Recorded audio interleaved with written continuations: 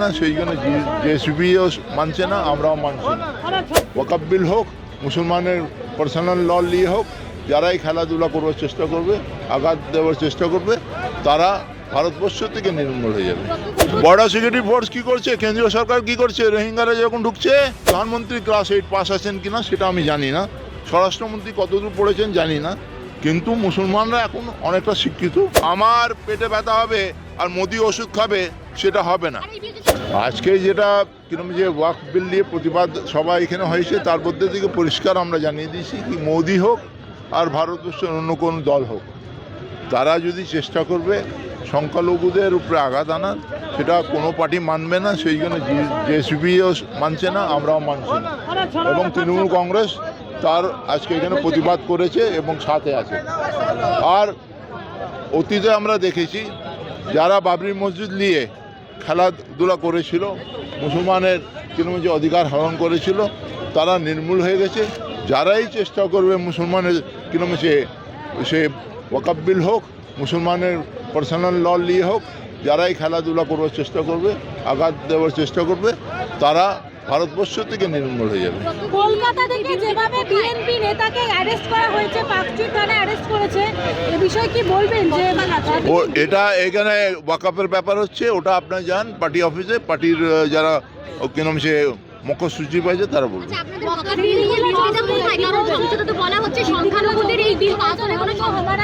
প্রচার করছে লাখ লাখ রোহিঙ্গা তো এই বাংলায় প্রবেশ করছে, তাহলে কি কোনো জায়গায় সংকেত রয়েছে? বর্ডার সিকিউরিটি ফোর্স কি করছে, কেন্দ্রীয় সরকার কি করছে, রোহিঙ্গারা যখন ঢুকছে, আর কি নাম হচ্ছে লালু প্রসাদের 11টা সন্তান, তাহলে আম দো আমারা 11, এটা কিরকম হলো?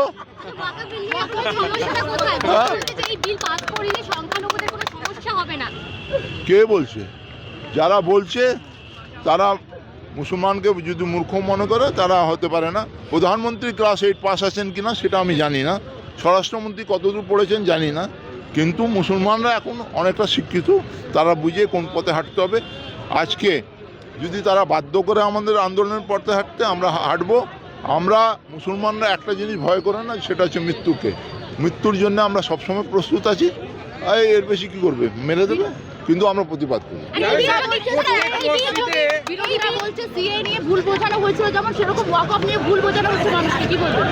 যারা বলছে তাদের এসে বলুক না, জেপিসিতে এসে কিরম যে শুনুক, আমাদের বক্তব্য রেকর্ডিং করে সেটা কিরম যে পার্লামেন্টে পেশ করা হোক। আর মুসলমানরা 20 কোটি হোক, 17 কোটি হোক, আর 25 কোটি হোক সারা ভারতবর্ষর, তাদের কিরম যে রেফারেন্ডাম করে তাদের ভোট নিয়ে বলুক কি তারা মানছে কিনা, এই কিন্তু যে সংশোধনীটা আনছে তারা মানছে কিনা। আমার পেটে ব্যথা হবে আর মোদি ওষুধ খাবে, সেটা হবে না।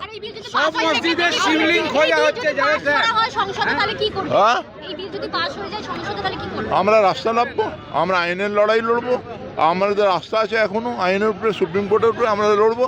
যেইখানে সংবিধানকে উল্লঙ্ঘন করা হচ্ছে, যেইখানে মোদি নিজে শপথ নিয়ে বলেছে সবকে এক চোখে দেখবো, সে আবার হিন্দু মুসলিম করছে, সে আবার কি নামে যে শিখ ইসাই করছে, তাকে আমরা বিশ্বাস করি না, বিজেপিকে বিশ্বাস করি না। যারা স্বাধীনতার সংগ্রামে পিছন দিক দিয়ে ব্রিটিশের সঙ্গে ছিল এবং কাঠি করেছে, তাদের আজকে আমরা কোনো রকম ভারতের মানুষ, কোনো মানুষ বিশ্বাস করতে পারে না, সে বিজেপিকে। বাংলা হান্টের আরো খবর দেখতে নজর রাখুন। বাংলা খবর মানেই বাংলা হান্ট।